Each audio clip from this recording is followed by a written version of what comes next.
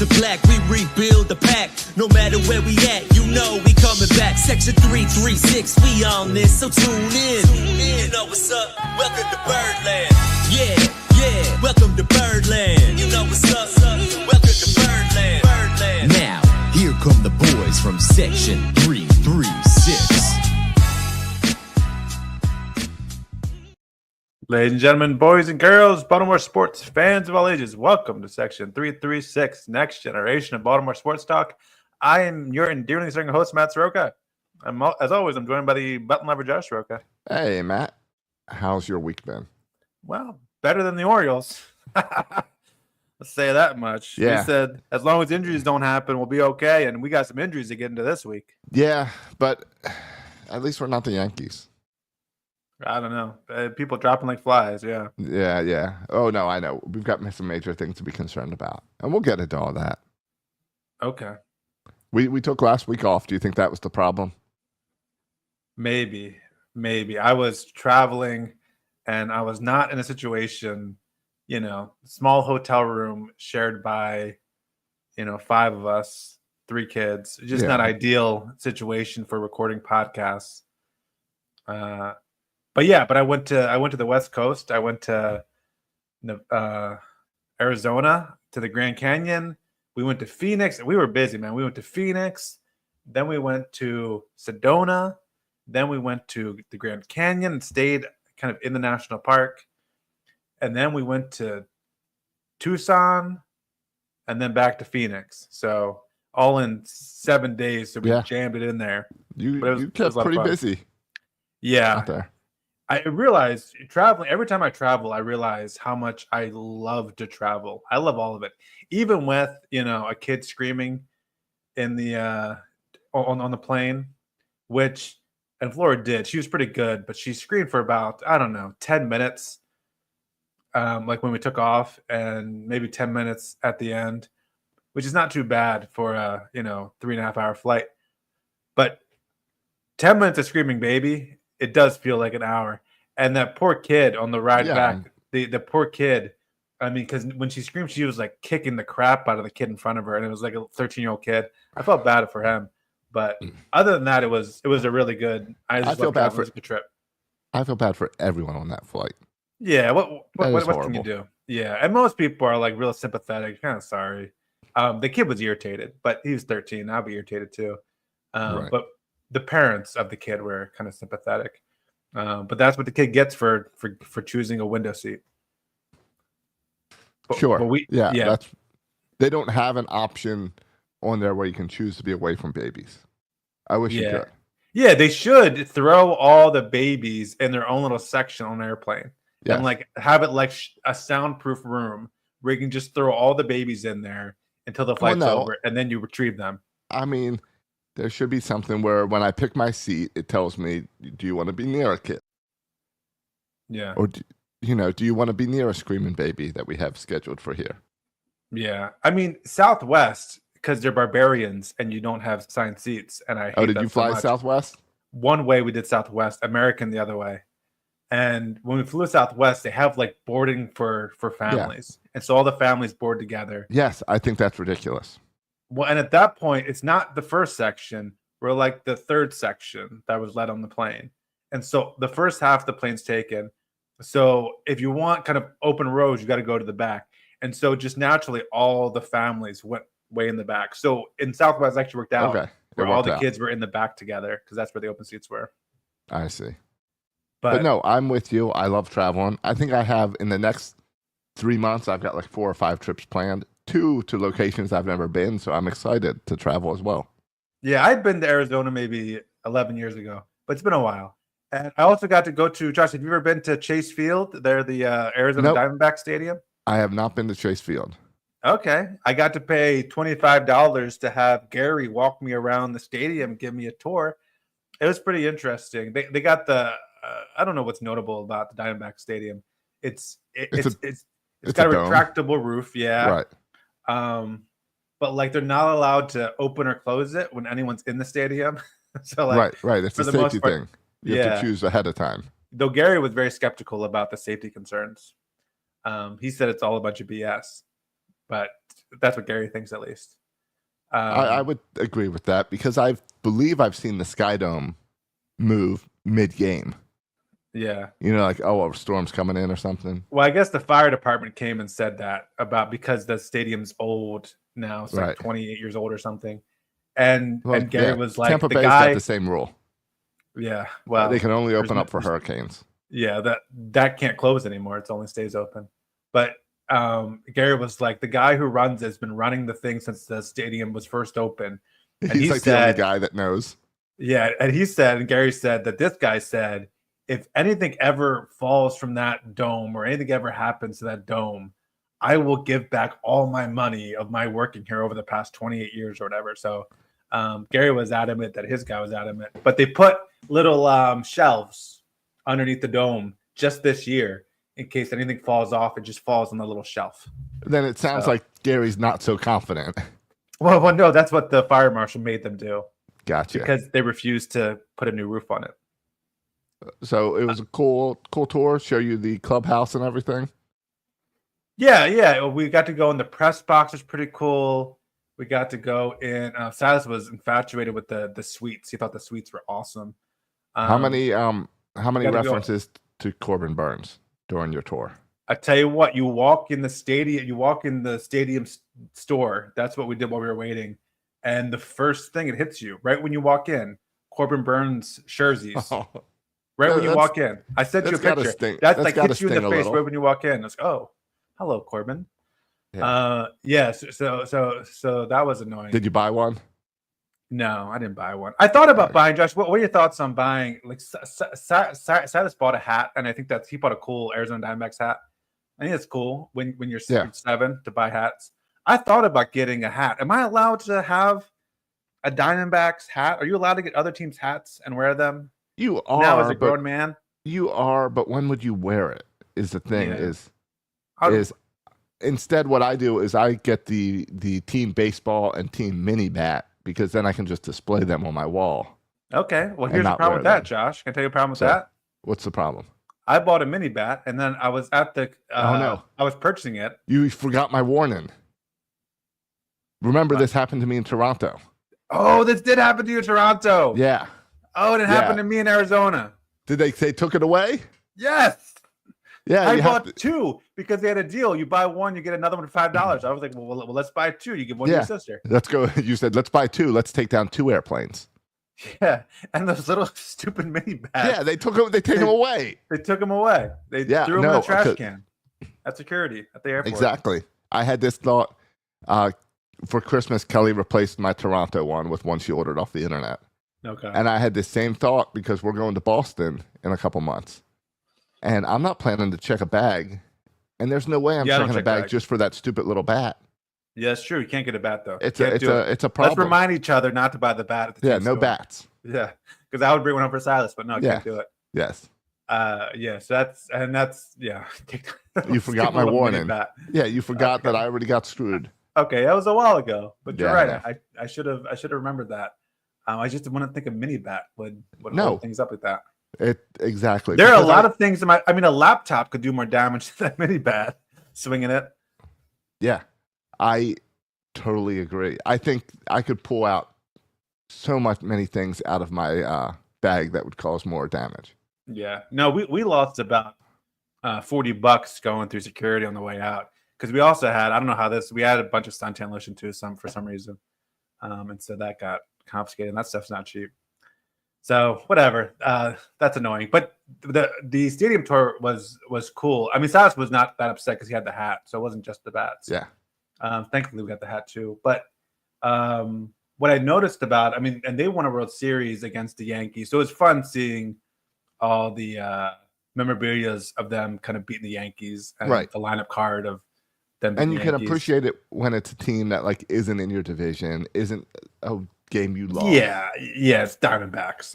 Exactly. It was a little bit annoying. There was a large, there was probably 30 people on this tour, and there was a large kind of extended family of about 10 people, huge Dodger fans, and with a bunch of kids chanting "Let's go Dodgers" throughout the tour. That's annoying. For a Diamondbacks tour, yeah, I know. I'd be like someone chanting "Let's go Yankees" throughout a Orioles tour. That's not appropriate. No, get out of there. That's not appropriate. So I did not like that. I also noticed. I mean, there was stuff about Randy Johnson and Luis Gonzalez and the World Series, but there's also a lot of stuff. I think this is just the lack of history with the Diamondbacks, since they've only been around since the early '90s. Yeah. In that, it was a lot of like historical stuff. Like, here's a picture kind of in the bag of Babe Ruth, and let's talk about Babe Ruth's called shot. And they kind of told that story. Here's Ted Williams, and here's Joe DiMaggio with the picture side by side. I was expecting like more Diamondback stories, but it was a lot of just like baseball stories, which is interesting, but a little bit surprising. And that's where I'm torn, because I want the history of the Diamondbacks, but I also understand they got to teach baseball and the history of baseball. And they don't have quite the history maybe that other franchises do, because they haven't been around as long. The guy went on a big rant about Pete Rose not being allowed in the Hall of Fame. Oh, he's pro Pete Rose? Yeah, well, also because me too. It's quite obvious, Josh, in Arizona, right outside the stadium is like a sports book. Inside of Chase Stadium, it's Arizona. No. There's advertising for gambling everywhere you turn. That's every baseball stadium nowadays. The Camden Yards has that sports book. You can't gamble in Atlanta, in Georgia, so it's not in Atlanta yet. You can't. They don't have any apps that you can do. I mean, you can do like the FanDuel with individual players competitions, but you can't bet on like games and winners and losers and stuff. Well, it's hitting every team. It's all over the place. Yeah, but some people view that as a bit hypocritical based on what the Pete Rose ban. I do.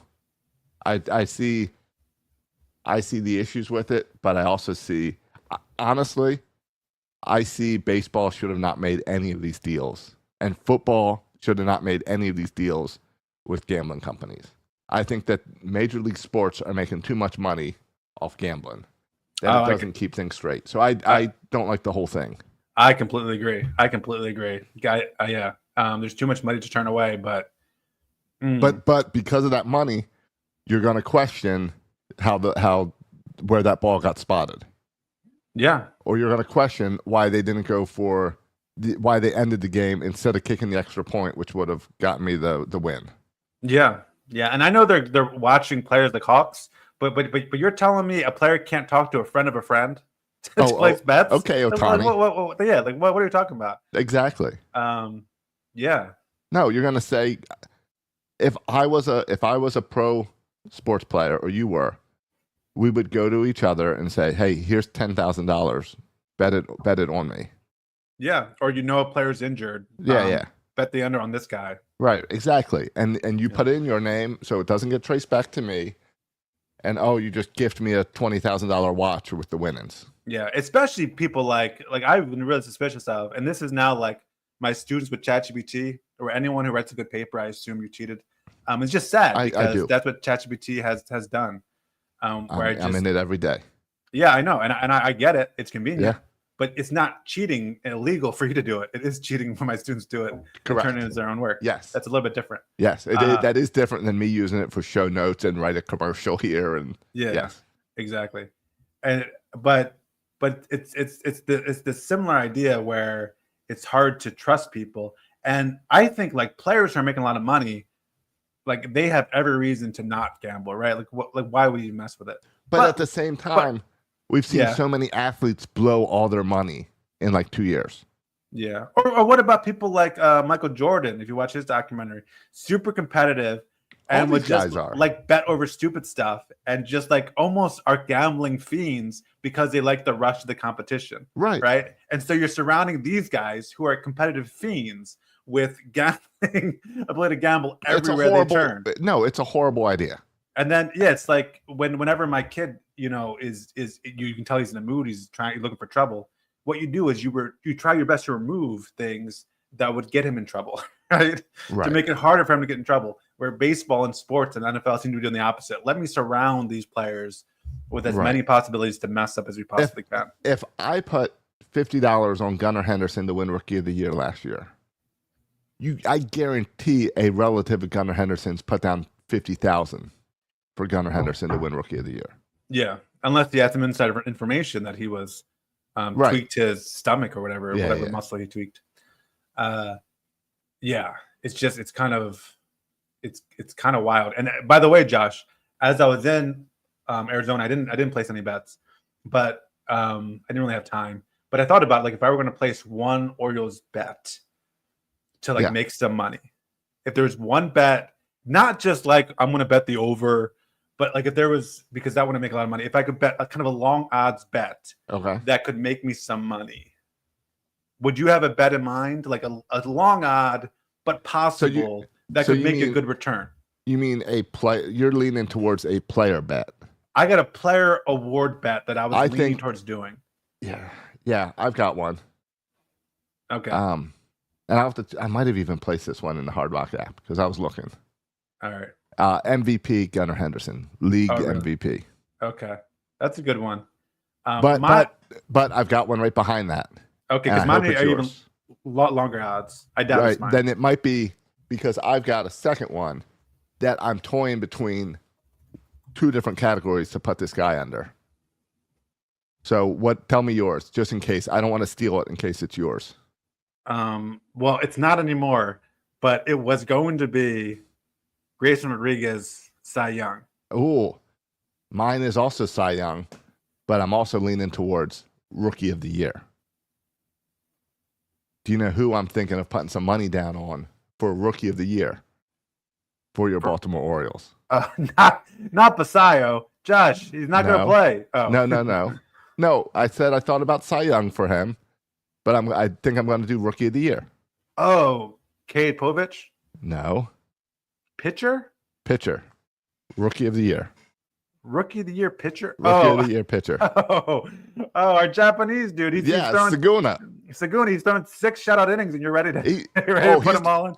He's looking outstanding. He's looking so good. I forget about a 40-year-old man winning Rookie of the Year. I love the storyline of whatever he is, 35 years old, 37 years old, winning Rookie of the Year. Yeah. I love that idea. Yeah. So that's where I'm going to put some money. Wonder what the odds are. Yeah. Well, he's going to have issues, I think, with maybe innings pitched, going, but maybe not. He's a veteran. I don't know. Maybe he can adjust to the 5-man rotation. We were, speculating about the possibility of a 6-man rotation. That doesn't seem possible anymore. No. With the Grayson Rodriguez injury.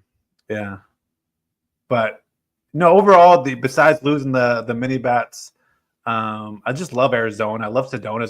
Sedona is one of my favorite places, I think, on the planet. I love all those hikes. I love those rocks. Josh, I did realize this about myself. I didn't think, like, I let my son he's 7, walk to the bus stop by himself, a block and a half. Right. I'm trying to give my kids more freedom in a society that doesn't want to let me do this. I'm trying to get my kids more freedom. And I was all about that until climbing Bell Rock in Sedona and seeing my kids like mountain goats climb up this rock and hang on these cliffs. And then the same going down the trails of the Grand Canyon. Have you been to the Grand Canyon, Josh? Yeah, I went this past year. Oh, that's right. Did you walk down like the rim and like go on the trail? No. Did not go down because it was cold and snowing. Yeah. It snowed when we were there too. And there's snow on the ground, and there's like you walk on the trail and there's no like there's no handrail, there's nothing. Yes. Many spots where I could fall to my death. Yes, and I have my son who's as clumsy as I don't know what, and there's snow on parts of the trail, so it's icy and it's steep. And it was just, I felt like, our sister Laura, in the sense of like helicopter parent freaking out, overly kind of anxious. Like I was literally kind of sick to my stomach watching them. And I wanted them to kind of experience and have fun. And they were kind of fearless, which added to my fear. But I was like, okay, guys, that's far enough. And it was fine too, because hiking down the Grand Canyon is kind of fun. Hiking back up was not as fun. That was a little bit harder. Totally get that for the kiddos. I did find that was a great trip. I did find Saguna's Rookie of the Year odds plus 1750. So a $50 bet wins you $950. Yeah, that's what I'm talking about. Kobe It was what? What's the number? Because I'll compare it to Grayson Rodriguez. Plus 1750 for Rookie of the Year, and Kobe Mayo plus 1000 for Rookie of the Year. I will not be taking that bet. Josh, I love how Josh is basing all these decisions on 10 spring training games. Grayson Rodriguez was plus 2,500, and I don't know if this has been updated since the injury. But it has been because he is now plus 4,000. Oh yeah, plus 4,000. Yeah, that sounds about right. So, yeah, and I will no longer be placing that bet now. No, now that he's but I just put down $25 on Tommy. Seguna, Tommy Oku. All right. So we'll see how that plays out. I hope for rookie of the year, not Cy Young. Yeah, rookie of the year. Yeah, I don't know who else. Who's the favorite to get rookie of the year in the American League? Like the National League, certainly Sasaki, but in the American League, who's the favorite? Jason Dominguez. Oh, for the Yankees. Yeah, Roman Anthony, Kristen Campbell, Jacob Wilson, Jackson Jobe, and Kobe Mayo. William James Wagner, Kumar So Rocker. it feels like that might be an issue. Why is Kumar Rocker an issue? Yeah. Why is that Kumar Rocker? He's pretty good. Oh, an issue in winning. Oh, okay. Yeah. Yeah, I think it's a little bit more. It's pretty wide open this year. It feels like, right? Exactly. That's why I'm going with him. Yeah. Because I think it is wide open. Yeah. Who else in the Orioles is rookie eligible? It's Heston Kjerstad, is he? He's played. No, Kjerstad is not. Jackson Holiday is not. Jackson Holiday isn't. It's really just Kobe Mayo, and then a bunch of dark horses that wouldn't even be in the run-ins right now. Is Basayo on there? He is not, because I don't think anyone thinks Basayo will come up until he starts hitting balls out of Norfolk, like the city proper. Yeah, he is crushing the ball. He doesn't just hit home runs; he hits them so far, Josh. It's kind of silly. He hits some of the furthest balls I've ever seen in Sarasota. Yeah, it's kind of wild.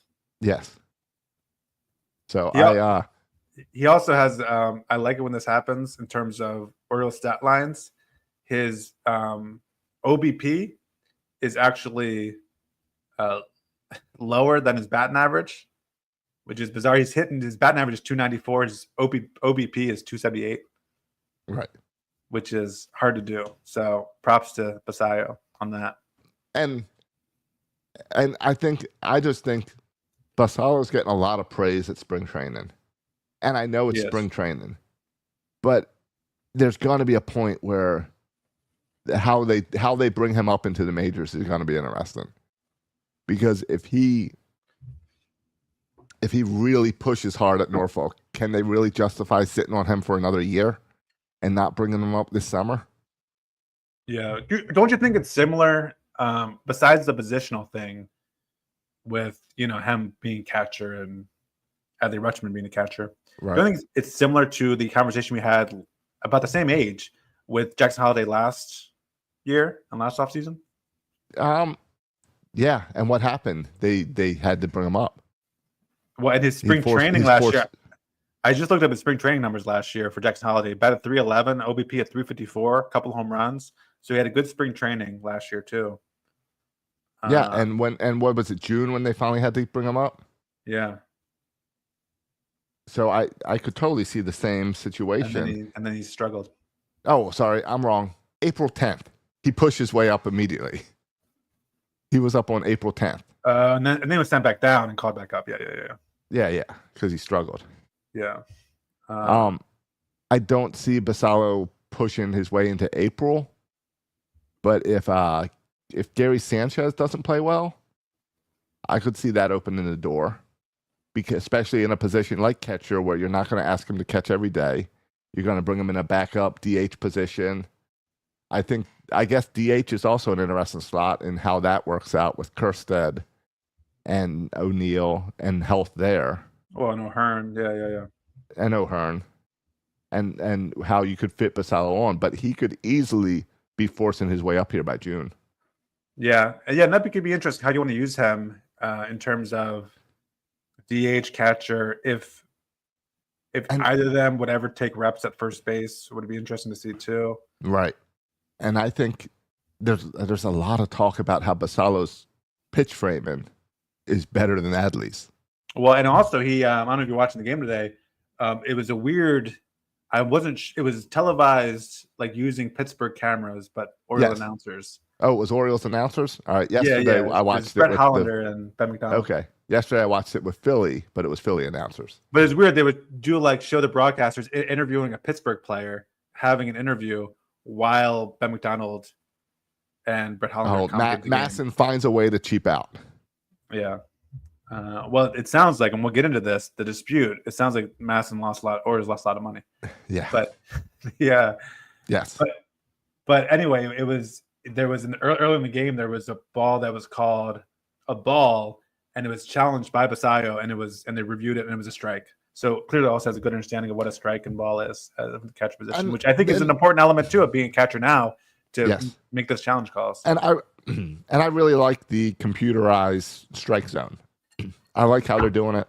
Yeah, I'm a fan too. My question is, for years we've been talking about pitch framing. Once you add a computer, pitch framing goes away. It's no longer part of the game because the computer tracks where it goes over the home plate. Where pitch framing is all about slightly moving your glove so the umpire thinks you caught it in a different spot. Right. And so, I mean, for this year with the challenge, I think it still works. But if we ever go to full... then pitch framing as a art, I guess, it goes away, which is interesting. So then you put less emphasis on a catcher if all he has to do is catch the ball. Well, and throw runners out. Yeah, and I guess call the game. Yeah.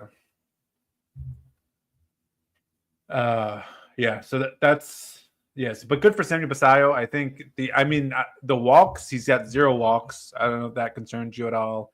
Certainly, he could use a little bit more patience at the plate, I guess. I haven't watched all of his at-bats to know really what that means. I feel like at spring training, they tell the guys to be more aggressive. Yeah. Yeah, but certainly he's been kind of one of our best players this spring. So that's very encouraging. Let's get to some of this injury talk, which is less encouraging, Josh. All right. Where do you want to start? I guess we can rank them in terms of severity or concern you have. The 3 injuries are Gunnar Henderson, Grayson Rodriguez, and Kittredge. I have some questions about all these injuries. I think we're past the Jordan Westberg sore back. Right? Yeah, he was back today. Yeah, he got a new mattress and he's good. Yeah, and he looked good. He got a hit. The Gunnar Henderson thing is a right intercostal strain. Yes. Whatever your intercostal is. I thought that was a thing where you drive a boat down. It might be. I see what you did there. And I feel like I never like to see this. Like he's a maybe for opening day. That's not what you want to hear because that means to me he's not making opening day. So this is going to be a long-term injury thing. How concerned, Josh, should we be? We saw Jackson Holiday play shortstop today. How concerned should we be about Gunnar Henderson? I am not too concerned about Gunnar Henderson.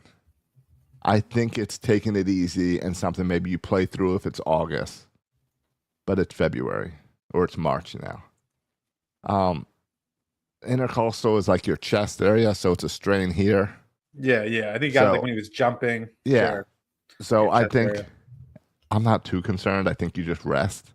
It's not like his arm is out or surgery or anything. So I'm not too concerned. I have a feeling he'll be there on opening day. Right. It's a strain. So you would think the last thing you want to do is not come back fully healthy and re-aggravate it or play a bunch of games unhealthy. Like get it fully healthy, even if it means missing the first week of the season or something. Right. Do you blame MLB The Show? This is the cover art curse. Is that still a thing? I thought that was just a Madden curse. I think that's just a Madden curse. Yeah. So we're not too concerned about that one. No, not concerned. Grayson Rodriguez, right elbow inflammation. A little bit more concerned. There's no timetable. They're just kind of watch and wait and see. No, they gave him a shot. Yeah. They gave him a cortisone shot. Right.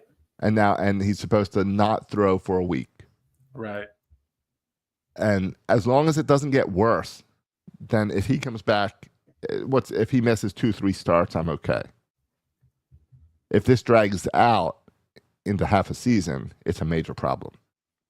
I'm sure it happens. I just can't recall anyone who has elbow discomfort, gets a shot, the rest of the week comes back and is fine. maybe that happens. I just can't think of situations where you're throwing elbow or is not feeling good, Right. and then you rest and now it's feeling good again. I don't recall those stories. Maybe this happens. Maybe it's out there. I just don't.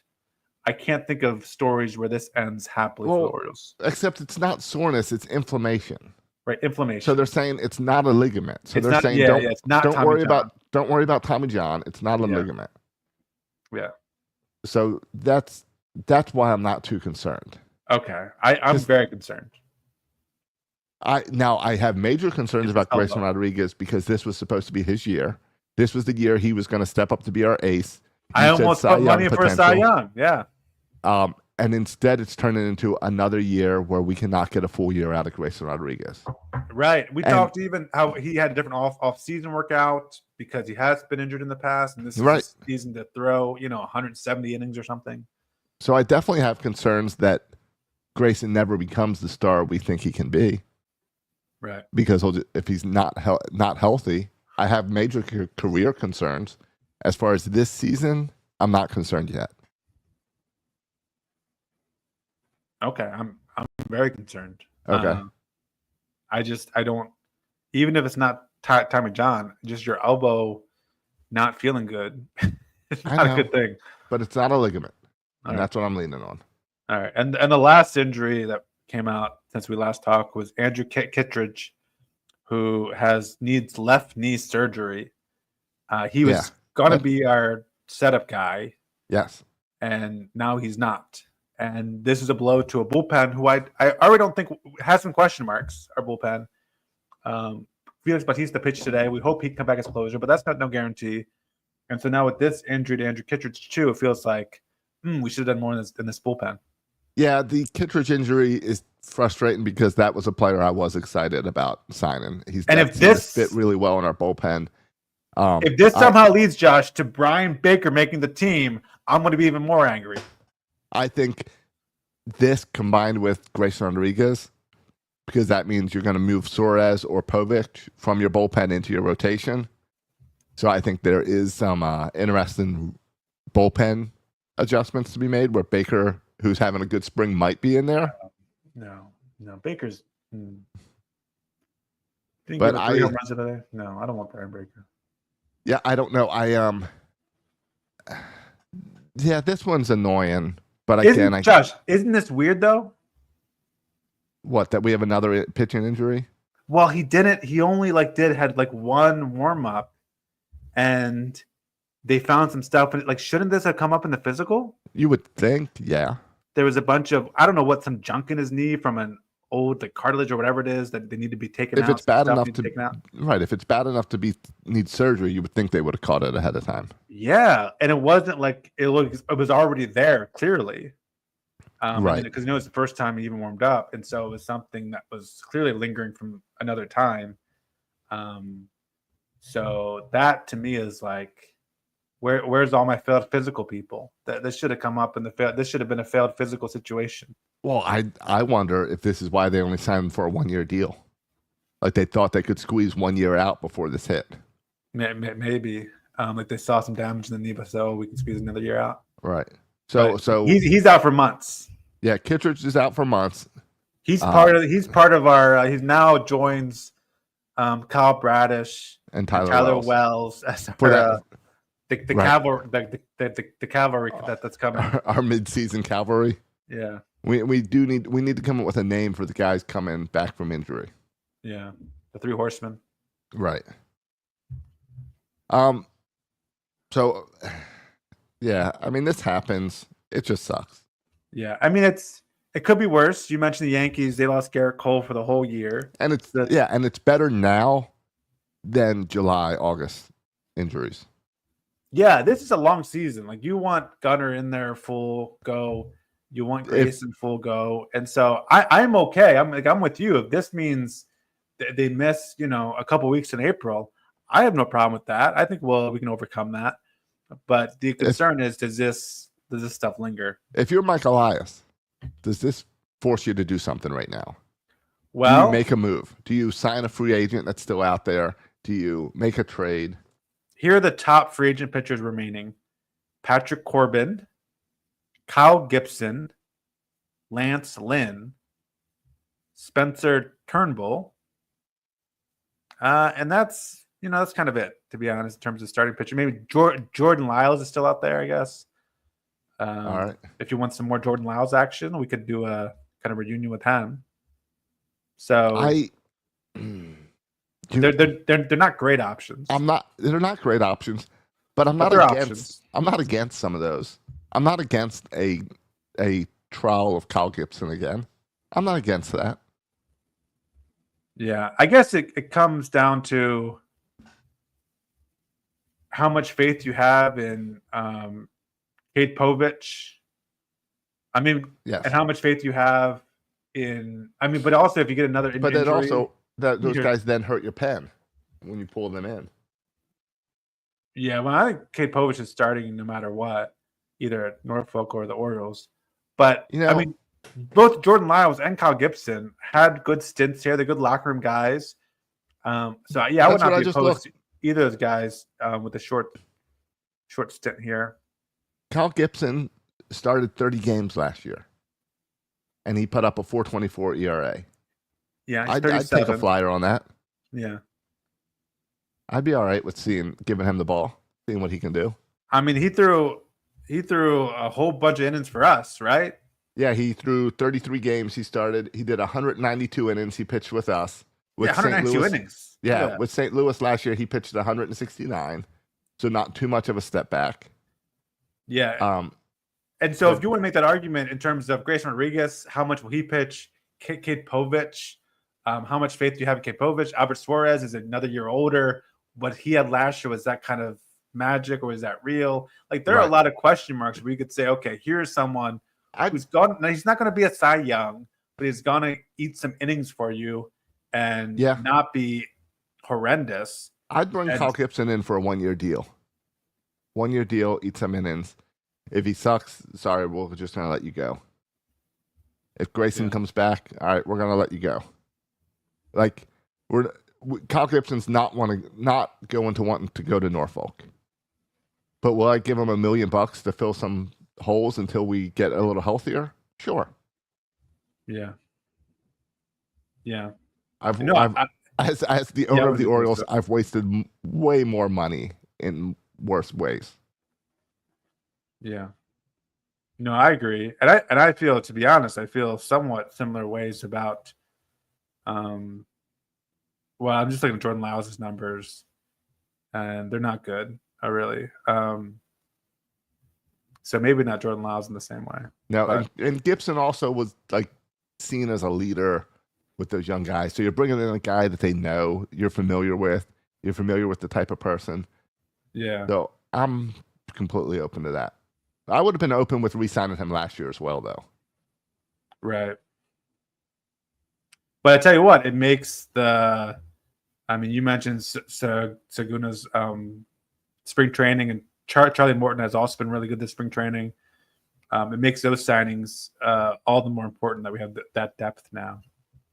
And this is not shocking. This should not have shocked anybody that a starting pitcher has to get shut down in spring training. This happens all the time. This is why you have depth. And we're not the only team. Like those free agent pitchers that are out there, they're going to get signed because we're not the only other teams going through this. We talked about Cole and New York. Yeah, and other people got to do this. They'll sign someone. Yeah. I heard the Cubs too are sniffing around these players, according to Ken Rosenthal. So it's going to be interesting to watch. It does feel though like Kate Povich might have been on the outside looking in. Now, I think he's the front runner, depending on how he pitches, to get that fifth rotation spot. I guess it's between him and Albert Suarez for the fifth spot, right? And so whoever pitches better, or whoever you feel like you have more flexibility, like Albert Suarez might be a better fit in the pen than Kate Povich. And I don't know if it matters, but Kate Povich is also a lefty, and there's no lefties currently in the starting rotation. Not. So that might also be another reason you want Kate Povich, so you have a lefty you can throw in there every now and then. So that's going to be interesting to watch how Kate Povich pitches now for the rest of spring training, because I think it's his rotation spot to lose. I agree. But we'll see. But again, better now. Let's deal with it now. Yeah, no, as I don't far as disagree with injuries. that. Hey, And on the plus side, Batista's back and I Batista's was just looking going to good. say that. You read my mind. I was going to say some positive news injury related. Felix Batista got hit around a little bit today, but his fastball velocity was up. Yeah. Hit 98. So I think that's overall is encouraging. Agreed. And Jackson Holliday's looking good. Yeah, after having a down year, and Adley Rutschman's looking good after a down year. Yeah, so I'm okay. Jackson Holliday batting a lot of leadoff. Do you like Jackson Holliday at the leadoff spot? I do. I like him in that top three, where you're going to get speed and a little flexibility. I'd rather, if we're going to put a bunt down, I'd rather Jackson Holliday put down that bunt than Gunnar Henderson. Get Jackson Holliday on base and let Gunnar Henderson knock him around.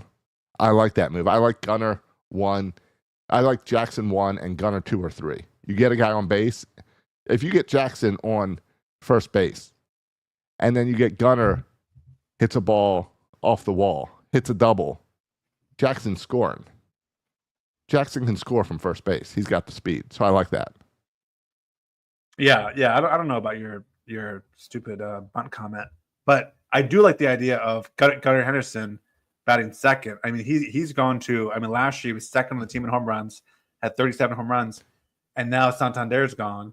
And so I don't want my leading home run hitter batting leadoff. Like you want him to come up with a runner on. He also gets a lot of doubles. The other guy I like doubles. Up there. The other guy I like up there at the top is Jordan Westberg.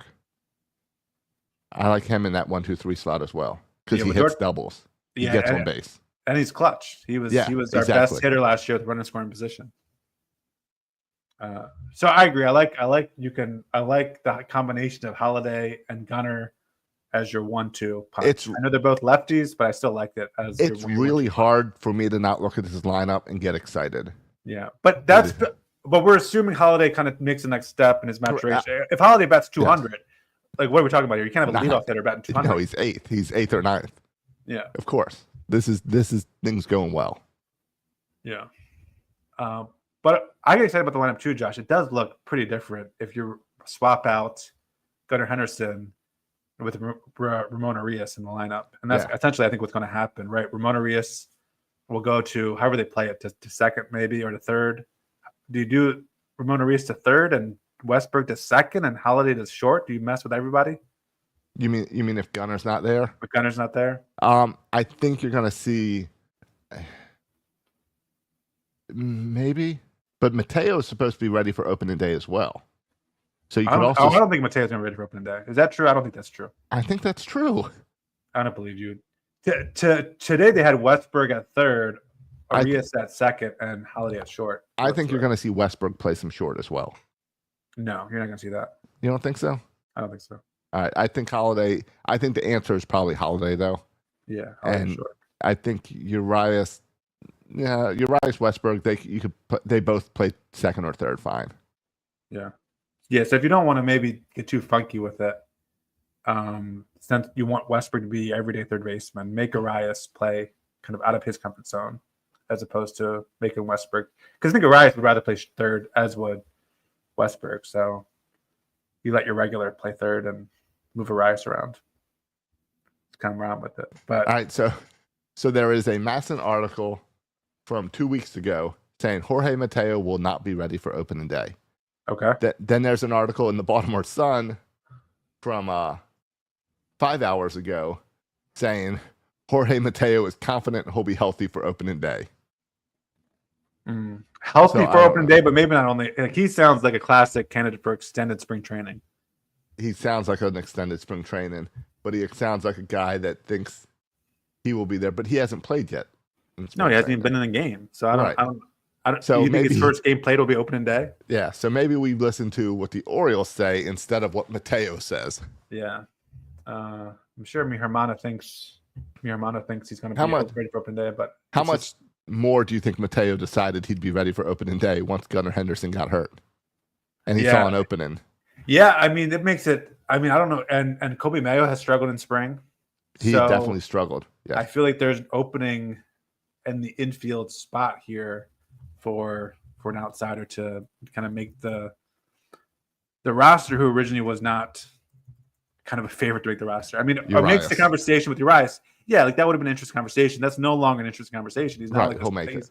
He's now a starter. But I feel like also there's like another player who's not even on the roster now, right? Like who's going to be the backup infielder? You mean if it's not Mayo and it's not Mateo? Yeah.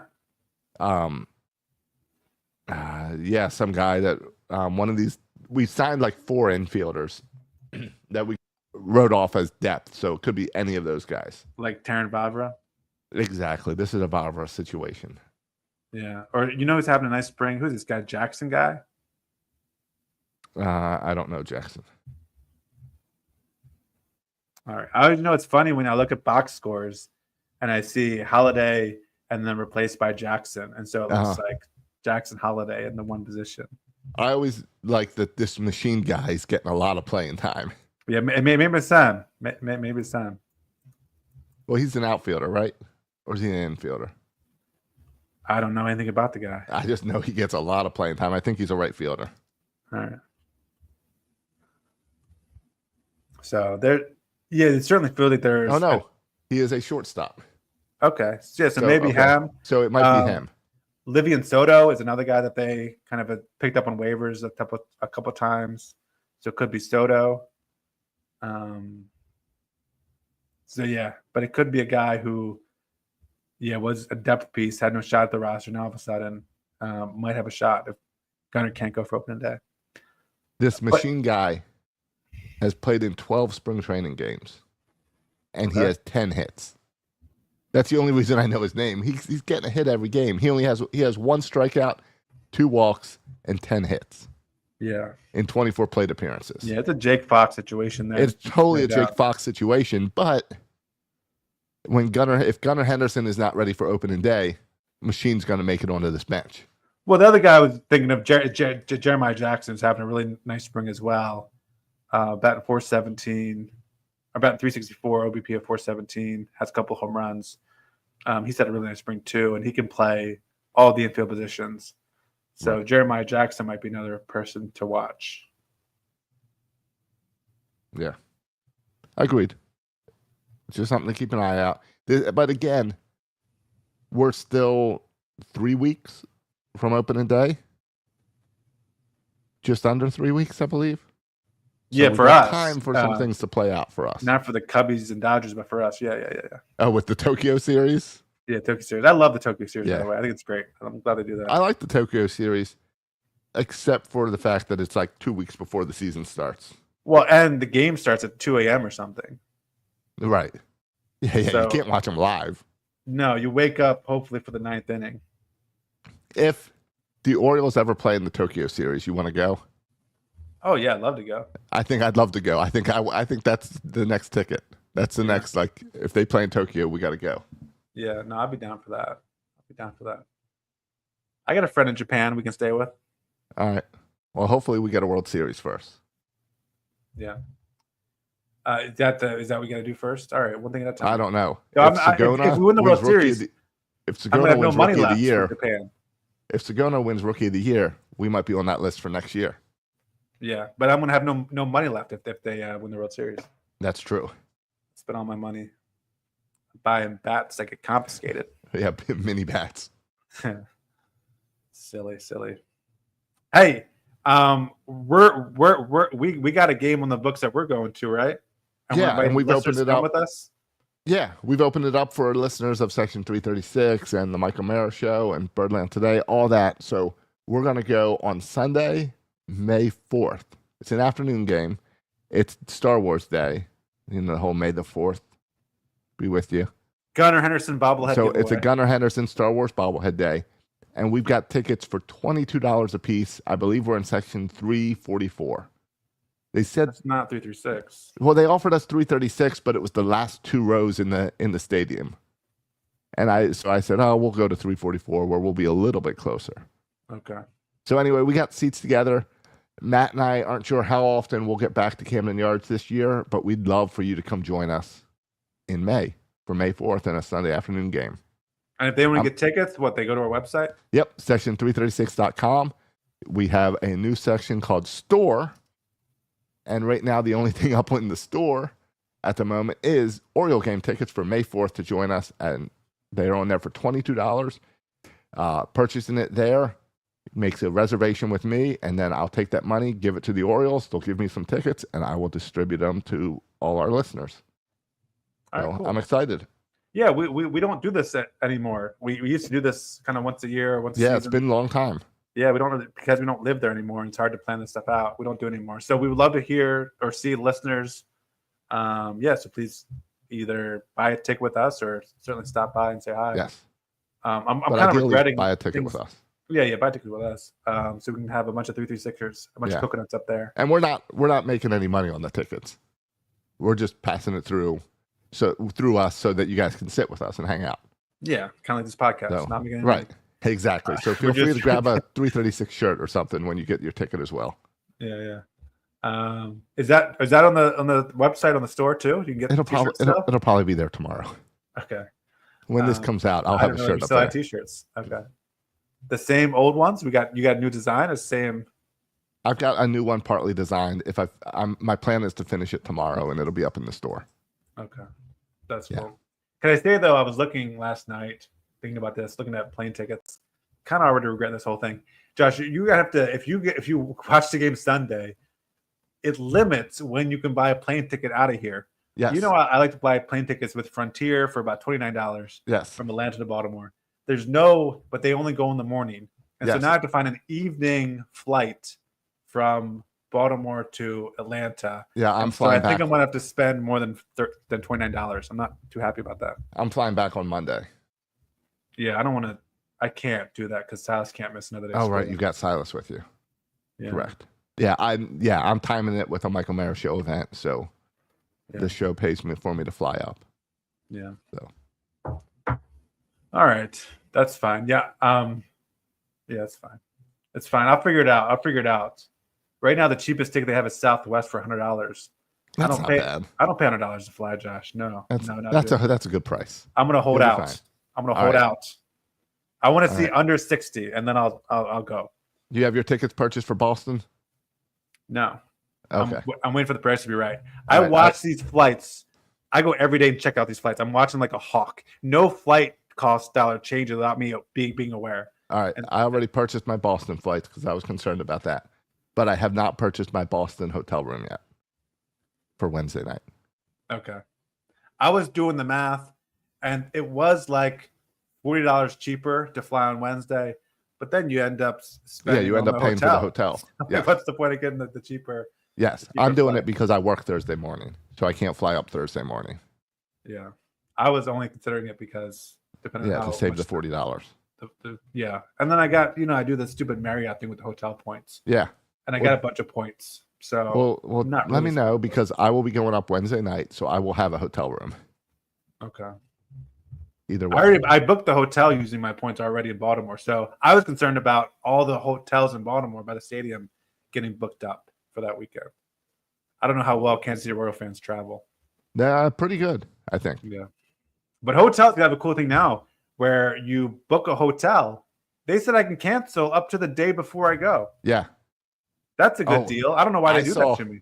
So, have you seen the airline hack where people are doing this? I love hacks. Let's go. All right. So here's what you do. Yeah. You buy your flight on your plane, okay? Sure. And you get that as like a non-refundable, like you normally do, like the cheapest thing available. Right. Then you go on there and you buy the more expensive refundable tickets. Right. For the two seats next to you. Okay. And then the day of your flight, you cancel those two tickets. Oh, and then you have the whole row to yourself. You get the money refunded back to you, and you have the whole row to yourself. Oh, that's sneaky. I haven't heard about. I like that. That's sneaky. Doesn't really it's one of those money, hacks, but it gives you some comfort. Yeah. Right. It's one of those hacks where you feel like you're a little bit doing things wrong and taking advantage. You're ruining the system for others. Yes. Yeah. Yes. You're. It's one of those hacks where when word gets out, they'll do something to stop it. Yeah. Or they'll get rid of refundable altogether, and there goes the convenience of those deals. Right. I didn't know those plane tickets are Well, I guess there are options. I always get the cheapest one, so I'm not even aware that refundable was a thing. Yeah, there's more expensive ones that are refundable. I just don't. I don't look at those. I buy the cheaper one as well. Yeah, I know at Southwest you can get credit, and so sometimes I think about that if you can do because they'll give you credit, but you have to get another Southwest flight. Yeah, I'm going to Europe in a couple months, and I think we might have gotten refundable ones for that. Yeah, just that makes sense for a big purchase, big like flight. that. Yeah, you don't want to get sick and lose it or something. Right. All right. Well, we had. Josh, just real quick. I know we're running out of time. Yeah. You've been following this stupid Masson dispute, I feel like, for years. Thoughts on it's finally over? It's finally over. Yeah. Quick thoughts. I think it's great that we can finally get rid of Masson too. Yeah, the Nationals after this year, are leaving Masson. Yeah, and my guess is that the Nationals will end up on the Monumental Sports Network, which is where the Caps are and the Wizards. Okay. Because why not have all your DC sports on one channel? Work out a deal. But I think the bigger deal is I believe this opens the door for blackouts to go away and for streaming to work properly. I don't see how the two are connected. Because there's the litigation that locked you up from being able to make any changes is gone. Yeah, because it was a long-term contract. Yeah, right. So now you can move forward. You can make new deals. You can adjust your contracts with Comcast, Verizon. So you can get onto YouTube TV. You can get onto Fubo. You can get out of market streaming. You can roll out your own Masson app where people can pay you. You can unlock blackouts. I don't know if it'll be in time for this year, but I think by next year we'll have blackouts gone for the Baltimore Orioles. Yeah, but did I read it correctly, Josh, in that the Orioles owed or are paying the Nats $320 million? And it was a period of from 2021 through 2026 of payments totaling $320 million. And that's kind of what the Orioles had to end up doing. Isn't that outrageous? Oh, it's the whole thing is ridiculous because from the start, people think, oh, well, it's the Orioles screwing the Nationals. But this all started with the Major League Baseball making a bad deal and agreeing to pay the Orioles all these TV rights in order to bring the Nationals into their backyard. That's what started this whole thing. To steal, so much of the market. To steal our market share. Yep. Yeah. Which we've seen affect the Orioles. And then the Nats ownership changed, and the Nats ownership group complained to Major League Baseball that it's not fair. And Major League Baseball dragged this out for years when really it was a bad deal that Major League Baseball made at the beginning. And Major League Baseball should have to pay the Nationals this money, not the Orioles. Yeah. I agree. But I'm just glad it's over. Let's move forward. Yeah, but now it sounds like the last payment is happening this year. Yes. And so presumably maybe there'll be some funds free. I don't know. Like, or to spend more money. Enjoy your final year of the Masson Cup. Yeah. That costs something different now. It also made me think of the Nats made me think of this a little bit. Not so much the Nats. But when I was in Arizona, they mentioned kind of how they were the last expansion team, them and the Devil Rays, right? Right, because the Nationals weren't an expansion; they were a relocation. Right, from Montreal. Yes, but it's time for another one. Yeah, isn't it time for? This is 1998. Yeah, no, we have an expansion. Aren't we ready for an expansion? Yes, I think COVID slowed down the expansion, and I think now that fans are going back, and that's why we're seeing smaller stadiums as well. I think we'll have an expansion. Spring training and minor league stadiums we're playing in now. Yeah, Tampa Bay. Yeah, George Steinbrenner Stadium. Yeah. Oh, I looked at tickets for when the Orioles are there this summer. They're all jacked up because there's only like 10 tickets. Yeah, exactly. But no, I think we'll see a new team in the next 3 to 5 years. I think Nashville will get a team, which will be interesting because that also eats a little bit into the Orioles market. But maybe they'll stop doing blackouts in North Carolina then. And then it's Major League Baseball is obsessed with the idea of getting a team back in Montreal. And I don't know if Montreal can support a team. But there's people in baseball that love the idea. Tampa Bay right now looks like they're making a play for new owners in Tampa Bay after all the stadium issues they're having. Getting this new stadium done. I know it's almost like you look at Oakland, Tampa Bay. Like you can't handle the teams are a mess that are in MLB. Why would you take on new teams. 100%. And I think that's what you got to wait to settle down. Oakland's going to be, I think in 3 years, they'll be in Las Vegas. That'll be fine. Not worried Fingers about that. crossed. Yeah. Tampa Bay looks like they're on the path towards new ownership and a new stadium in Tampa. And maybe a stadium in Tampa. Or no, we're still at St. Pete. St. Pete still. It's still St. Pete. All right. But that's all good for baseball. I think there's a few towns that are interested for expansion. I think it is hilarious. I like the Salt Lake City. I like that one. Yeah, I think it's hilarious when you look at a map and you see the big empty spots with no baseball. Meanwhile, Florida, California have how many teams? Yeah. Right. Yeah. So I think that's interesting. I think once we get out of this Tampa and Oakland mess, someone's going to start looking at Miami because it's amazing that a city like that cannot support a baseball team. Yeah, that is kind of amazing. It's a pretty big disappointment for baseball. I don't understand that deal. Yeah. No, I don't either. And it seems like they hired good baseball people. That Derek Jeter, they hired that other person she's really talented, and it just seems like it doesn't work. I don't know why. It's just not working. Yeah. And I know people say, well, there's other things to do there. And it's too nice outside. And I hear all those arguments, but it doesn't stop people from Vegas. Well, Josh, game. It doesn't stop New York City from supporting two teams. Who crushes attendance every single year? It's not even close. The Dodgers? The Dodgers. Yeah. It's 70 degrees outside every day. What are you talking about? Exactly. So that's what I'm saying. I don't buy any of those arguments. I don't know what the issue is in Miami. It might be a cultural thing, but I think it's something that an ownership group down there has to figure out. And I think that's another big struggle for baseball as a whole. And I think that's why they put to take it even bigger. I think maybe things like the World Baseball Classic will help with that. I think the World Baseball Classic could help with that. I think baseball is doing a better job than they've ever done with making players the face of the game and pushing players out there. Yeah. I think they tried this to solve Miami when they put that jazz guy on the cover of the show. Chisholm, yeah. And he kind of flamed out. And then he was traded to the Yankees. Yeah.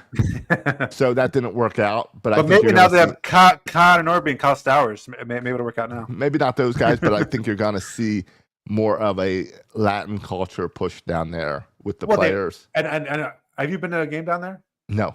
They're already, like, in terms of who they kind of market to. Good. You have to down there. Every person who's an attendant is bilingual. There's all these kind of Cuban stuff down there, heritage, and so that's I think they really do a good job marketing to the Latin community. And I think they'll figure it out. Yeah, I think there's too many people in Miami. They have to. Yeah. Right, they'll figure it out. I think they screwed up when they took the ugly statue and took it out of the center field. Well, and they have a history there too, Josh, of blowing up their teams, right? Yes. Like signing guys to contracts and then trading them all away. Yes. What it was, yeah. So anyway.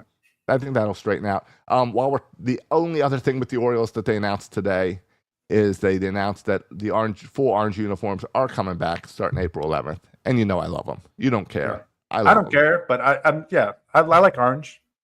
Good. Satus just found out his spring ball team is going to be a Met. So I don't mind that. And it could be worse. Could be another New York team. Exactly. So, all right, you ready to get out of here? Let's go. Another reminder, listeners, go to section336.com store and purchase some O's tickets for May 4th. We want to see you there May 4th. Yeah, to sit with us. Should be fun. And in the meantime, if you're not going to do that, the very least you can do is go to Apple Podcasts and write us a review and share the show with the friends as we gear up for the regular season. You can follow me on X at Section336. You can follow Josh on X at Josh Soroka. Thanks for listening, boys and girls. And as always, go O's.